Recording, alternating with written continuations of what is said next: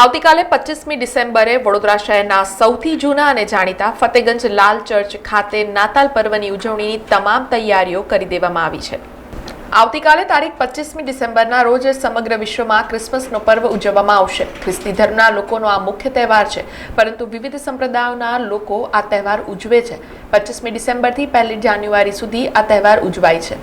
ક્રિસમસના દિવસે ખ્રિસ્તી સમાજના લોકો ઘરને શણગારે છે, જેમાં ઘરમાં ક્રિસમસ ટ્રી લગાવીને તેને શણગારવામાં આવે છે। સાથે જ કેક તથા અન્ય પ્રકારની વાનગીઓ બનાવવામાં આવે છે। ખ્રિસ્તી ધર્મની માન્યતા અનુસાર ભગવાન ઈસુ ખ્રિસ્તનો જન્મ 25મી ડિસેમ્બરે થયો હતો। તેમના જન્મદિવસને ક્રિસમસના તહેવાર તરીકે ઉજવવામાં આવે છે।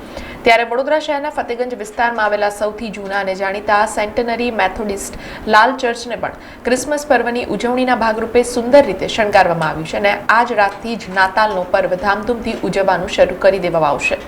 અમે ઈશ્વર પિતાનો પુષ્કળ આભાર માનીએ છીએ। સેન્ટેનરી મેથોડિસ્ટ ચર્ચ એની કમિટી અને આગેવાનો તરીકે અમે પુષ્કળ પ્રયત્નો કર્યા, તૈયારીઓ કરી। કેરલ્સના કાર્યક્રમ પૂરા થઈ ગયા, ચર્ચ ડેકોરેશન બધી જ તૈયારીઓ થઈ ગઈ છે। આજે રાત્રે અમારી ભજન સેવા થશે 10 વાગે, અંગ્રેજી ભજન સેવા હશે અને રાત્રે 12 વાગે શુભેચ્છા પાઠવીને અમે છૂટા પડીશું। આવતીકાલે સવારે ગુજરાતી ભજન સેવા હશે, એમાં ભજનીકો ભજન કરશે। પૂરા માન અને સન્માન સાથે પ્રભુ ઈસુ ખ્રિસ્તનો અમે એનો આનંદ કરીશું અને ખાસ કરીને અમે પરમેશ્વર પિતાનો આભાર માનીએ છીએ। આજથી 2000 વર્ષ પહેલાં આપણા તારનાર પ્રભુ ઈસુ ખ્રિસ્ત આ પૃથ્વી પર મનુષ્ય બનીને આવ્યા અને નાતાલે એમના જન્મનો દિવસ છે। એટલા માટે આ પૃથ્વી પર આવ્યા કે જેથી પાપની જે સત્તા છે, પાપનું જે સામ્રાજ્ય છે એને હરાવે અને પાપ ઉપર વિજય મેળવે।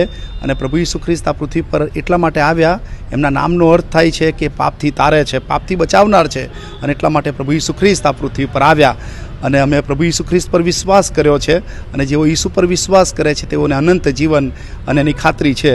અને આખું અઠવાડિયું નવું વર્ષ 1 તારીખ સુધી આ ઉજવણી અહીંયા રહેશે। સમાચારોના સતત અપડેટ માટે TNN ન્યૂઝને YouTube પર સબસ્ક્રાઇબ કરી બેલ આઇકોન પ્રેસ કરો અને અમારી સાથે જોડાયેલા રહો Facebook, Instagram અને Twitter ઉપર।